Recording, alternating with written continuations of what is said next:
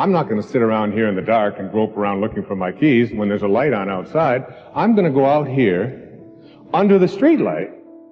I'm going to look for my keys. Why are you laughing? This makes a lot of sense. So you're out here and you're groping around and you're looking for your keys and you're looking and looking, and your neighbor comes along and says, "What happened, Wayne?" "Well, I dropped my keys." "Oh, I'll help you look for them." And the two of us are now down here looking for our keys. And looking, finally he says to me, "Excuse me, but where did you drop your keys?" "Well, I dropped them in the house." He said, "You mean to tell me that you dropped your keys in the house and you're looking for them out here in the streetlight? Doesn't make any sense." And I said, "Well, it doesn't make any sense to grope around in the dark when there's light out here." Now you laugh and you think how silly that is, but isn't that exactly what we do when we have a problem, a difficulty, a struggle that is located inside, and we're looking for the solution outside, someplace outside of ourselves? It would be like going to the doctor and telling him all of your symptoms, and the doctor says, "Oh boy, you've got a lot of symptoms." And he starts writing out prescriptions.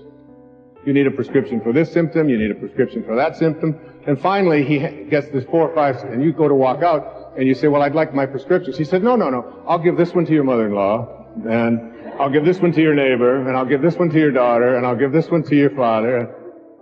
I mean, you're the one with the struggles and with the difficulties. Expecting somebody else to change or something outside of you to get better in order for you to make your life work is something you have to really take a hard look at. It's in here. And this is a very difficult principle for many people to get, but one that I believe very strongly in. I was in a group one time of drug addicts and alcoholics. And the sign on the wall said, "There are no justified resentments in this group."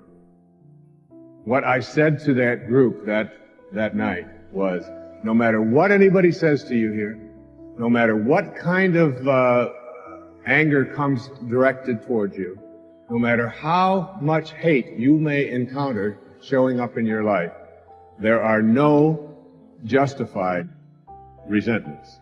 Meaning that if you carry around resentment inside of you about anything or about anyone, and I'm talking about the person that you lent money to and hasn't paid you back, I'm talking about the person in your life that you feel was abusive in your life, I'm talking about the person who walked out on you and left you for somebody else, I'm talking about all of the things that you have justified in your heart and in your life that you have the right to be resentful about.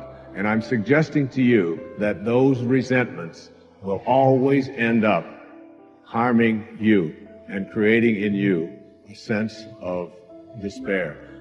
No one ever dies from a snake bite. A snake bite will never kill you.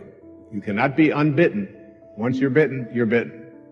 But it's the venom that continues to pour through your system after the bite that will end up destroying you. I'd like to ask you to take a look at any place you've got a limitation and ask yourself, when did I decide to accept that limitation? And you may not even see it as a limitation. You might see it as just, that's who I am.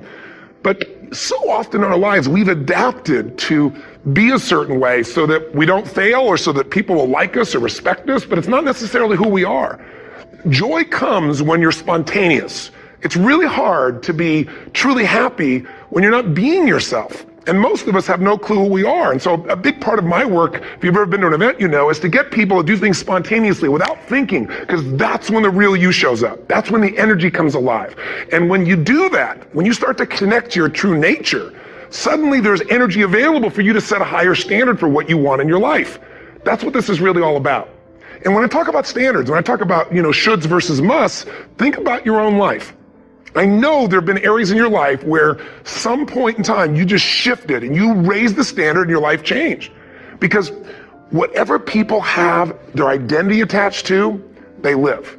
We live who we believe we are. That's just how it works. It's just kind of like, I'll give you an example. Look at your physical body. Your physical body today is an absolute reflection of only one thing. Not your goals, not your desires, but your standards. The identity you have for yourself. If your standard is you're an athlete, then there's a certain amount of strength, a muscle tone, and energy that's available in your body on a regular basis because that's who you are. And so you do whatever's necessary to maintain that identity. Again, the strongest force in the human personality is this need to stay consistent with how we define ourselves. Because if you don't know who you are, you wouldn't know how to act. Once you lock in on that identity, your brain finds a way to keep you there. If you say, man, I'm overweight, I've always been overweight, I'm big boned, and that's the story you've got, then you're going to always find a way to get back there. That's your settling point. That's your identity. That's where things lock in. If you see somebody who's in really great shape, you ask them, do you work out? You know the answer. Yes. How often? And they'll tell you 3 times, 4 times, 5 times a week, whatever. In a seminar, I'll ask people, who here works out at least 5 days a week? And I'm stand up. And you look around that room, and you know that they work out 5 times a week because you can see their body. You don't just get a result without some kind of action, without some form of ritual. Ritual meaning actions you do consistently. Now, do you think those people that are out there working out 5 days a week, do they have more time than you do? Or I have, or anybody else? Of course not. Is their life less busy? Of course not. It's just a must for them. They must work out that way, and they've made that turn and their life changed. So I'm not saying you have to work out 5 days a week. I'm just saying whatever you really want, wants don't get met consistently. Standards do. Everything is possible and nothing is guaranteed. If you're lucky enough, you have an agent and you start auditioning and they send you everything from period drama to casualty to dairy milk commercials. And you are thrown into the business and thrown into it at the deep end. And there's no time for doubt or failure, except routinely. That's what happens to all of us.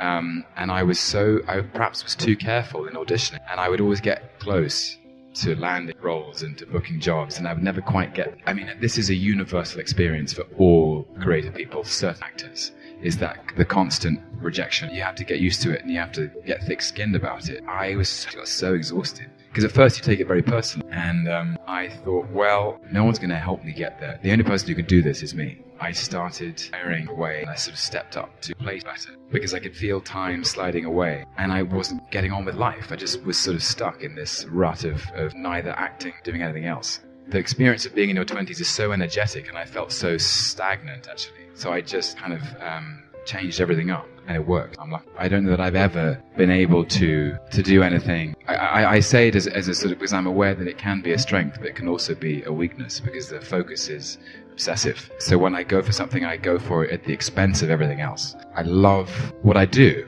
simply, and I feel so lucky that I'm allowed to do it and that I get to do it for a living. And cinema and theatre have had such a profound effect on me in my life. And so I always, every time a new script or a new role comes along, I'm motivated by the thought I won't forgive myself if I don't give it everything. But I do try to choose different kinds of things because I'm interested in the diversity of people, complexity of people, and the multiplicity we contain within us. I really think the thing that unites us all in the world is that we are constantly inconstant. And that inconstancy and that contradiction is something that I've always tried to explore with my characters because I think that we contradict ourselves all the time. There's the Walt Whitman poem, The Song of Myself. I am large, I contain multitudes. I contradict. We all have 2 lives. The second begins when you realize you only have one. So I'm not wasting any time. And the thing is that, with negativity, they are like clouds that pass across the sun. They will pass, like they're just feelings, you know what I mean? And it's important not to dwell on them and just move past it. There is so much, I find, and maybe it's my nature, but there's just so much about life that's amazing. And when you kind of key into that, nobody has an easy ride, that's for sure. And it's about to get hard.